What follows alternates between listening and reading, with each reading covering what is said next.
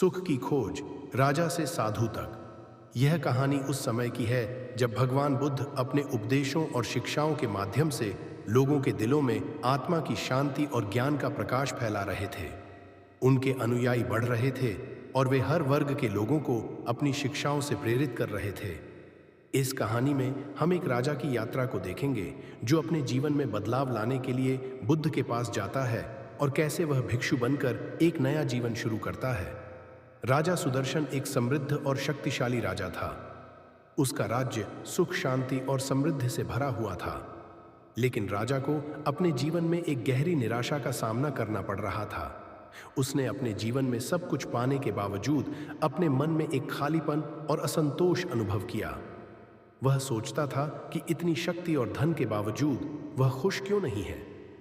राजा ने अपने दरबार के बुद्धिमानों और मंत्रियों से सलाह मांगी, लेकिन किसी ने भी उसके मन की गहराई को नहीं समझा। एक दिन राजा ने एक साधु को देखा जो जंगल में तप कर रहा था। साधु की सादगी और शांति ने राजा को प्रभावित किया। उसने सोचा, अगर साधु इतना संतुष्ट है तो मुझे भी ऐसा संतोष क्यों नहीं मिल सकता। राजा ने तय किया कि वह अपने जीवन के प्रश्नों का उत्तर खोजने के लिए भगवान बुद्ध से मिलने जाएगा। उसने अपने घोड़े पर सवार होकर बुद्ध के आश्रम की ओर यात्रा शुरू की। रास्ते में राजा ने कई कठिनाइयों का सामना किया, लेकिन उसकी इच्छा उसे आगे बढ़ने के लिए प्रेरित करती रही।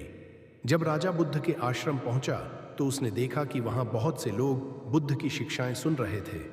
राजा ने बुद्ध के पास जाकर उन्हें प्रणाम किया और कहा, भगवान, मैं एक राजा हूं, लेकिन मैं अपने जीवन में असंतोष और खालीपन महसूस कर रहा हूं। कृपया मुझे बताएं कि मैं कैसे शांति और संतोष प्राप्त कर सकता हूं। बुद्ध ने राजा को शांतिपूर्वक देखा और कहा, राजा, तुमने बहुत कुछ पाया है, लेकिन सच्ची खुशी और संतोष बाहरी चीजों में नहीं है।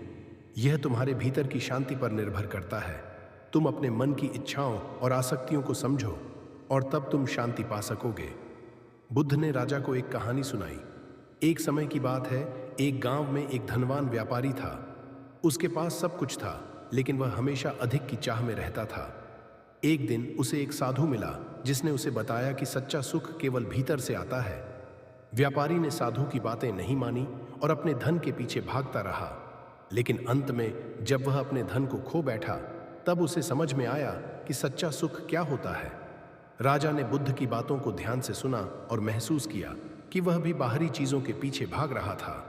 उसने सोचा कि अगर साधु की सादगी और बुद्ध की शांति को प्राप्त करना है तो उसे अपने जीवन में बदलाव लाना होगा। राजा ने बुद्ध से कहा, भगवान, मैं अपने जीवन में बदलाव लाना चाहता हूं। मैं अपनी शक्ति और धन को छोड़कर एक साधु की तरह जीवन जीना चाहता हूं। कृपया मुझे इस मार्ग पर चलने का आशीर्वाद दें। बुद्ध ने मुस्कुराते हुए कहा, राजा, यह बहुत बड़ा निर्णय है, लेकिन अगर तुम सच्चे दिल से इसे करना चाहते हो तो तुम्हें अपने भीतर की आसक्तियों को छोड़ना होगा। तुम्हें अपने राज्य और धन का त्याग करना होगा और केवल ज्ञान की खोज में लगना होगा। राजा ने अपनी सारी इच्छाएं और आसक्तियों को त्यागने का निर्णय लिया। उसने अपने राज्य की बागडोर अपने मंत्री को सौंप दी और साधु बनने के लिए तैयार हो गया। उसने अपने राजसी वस्त्रों को त्याग कर साधारण कपड़े पहनने का निर्णय लिया। राजा ने अपने नए जीवन की शुरुआत की। उसने साधु बनने के बाद जंगल में रहने का निर्णय लिया। वहां उसने ध्यान और साधना की। वह रोज बुद्ध की शिक्षाओं का पालन करता और अपने मन की शांति के लिए प्रयास करता। राजा ने ध्यान के माध्यम से अपने मन को नियंत्रित करना सीख लिया। उसने अपने भीतर की इच्छाओं और आसक्तियों को समझा और उन्हें छोड़ने का प्रयास किया। धीरे धीरे राजा को अपने जीवन में शांति और संतोष का अनुभव होने लगा। लेकिन साधु जीवन में भी राजा को चुनौतियों का सामना करना पड़ा। एक दिन जब वह ध्यान कर रहा था, उसे एक व्यक्ति मिला जो उसके पुराने जीवन के बारे में जानता था। वह व्यक्ति राजा से कहने लगा, तुम एक राजा थे और अब तुम एक साधु बन गए हो। क्या तुम सच में खुश हो? क्या तुम अपने पुराने जीवन को नहीं याद करते? राजा ने उस व्यक्ति को उत्तर दिया, मैंने अपने पुराने जीवन को छोड़ दिया है, क्योंकि मैंने समझा है कि सच्चा सुख बाहरी चीजों में नहीं है।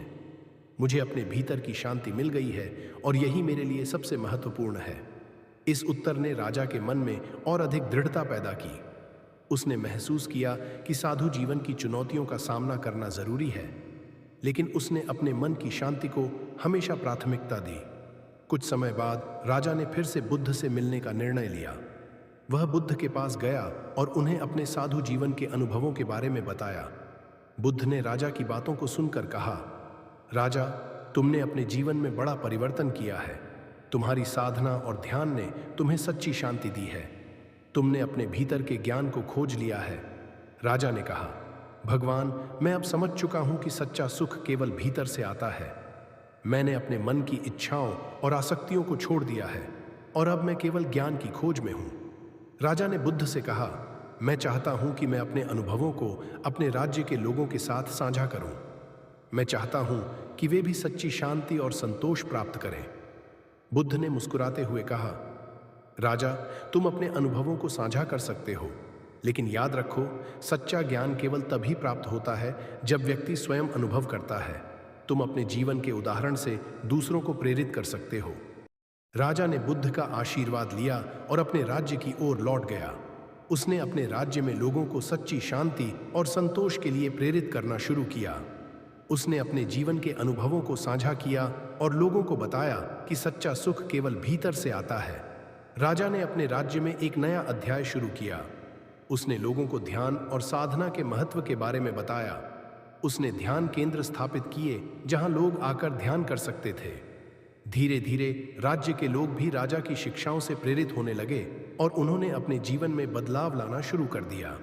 राजा ने अपने राज्य में एक नई संस्कृति की शुरुआत की, जहां लोग बाहरी चीजों के पीछे नहीं भागते थे, बल्कि अपने भीतर की शांति की खोज करते थे। उन्होंने अपने राज्य में एक नई समझ और एकता का माहौल बनाया। राजा सुदर्शन की यात्रा हमें यह सिखाती है कि सच्चा सुख और संतोष बाहरी चीजों में नहीं है, बल्कि यह हमारे भीतर की शांति पर निर्भर करता है। बुद्ध की शिक्षाएं हमें यह समझाती हैं कि हमें अपने मन की इच्छाओं और आसक्तियों को छोड़कर मन की शांति की खोज करनी चाहिए।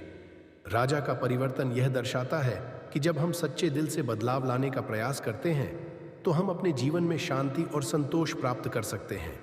बुद्ध की शिक्षाएं आज भी प्रासंगिक हैं और हमें अपने जीवन में सच्चे सुख की खोज में मार्गदर्शन करती हैं। इस प्रेरणादायक कहानी का संदेश है कि हमें अपने भीतर की शांति को समझना चाहिए और उसे प्राप्त करने के लिए प्रयास करना चाहिए। जीवन में बदलाव लाना संभव है और सच्चे सुख की खोज में हमें कभी हार नहीं माननी चाहिए। समापन। राजा सुदर्शन की यह कहानी हमें प्रेरित करती है कि हम अपने जीवन में सच्चे सुख की खोज करें और बुद्ध की शिक्षाओं का पालन करते हुए अपने मन की शांति प्राप्त करें और अपने जीवन में खुश रहे। बुद्ध एक मार्गदाता थे। बुद्ध के मार्ग पर जो चलेगा, उसके जीवन में खुशियां ही खुशियां आएगी।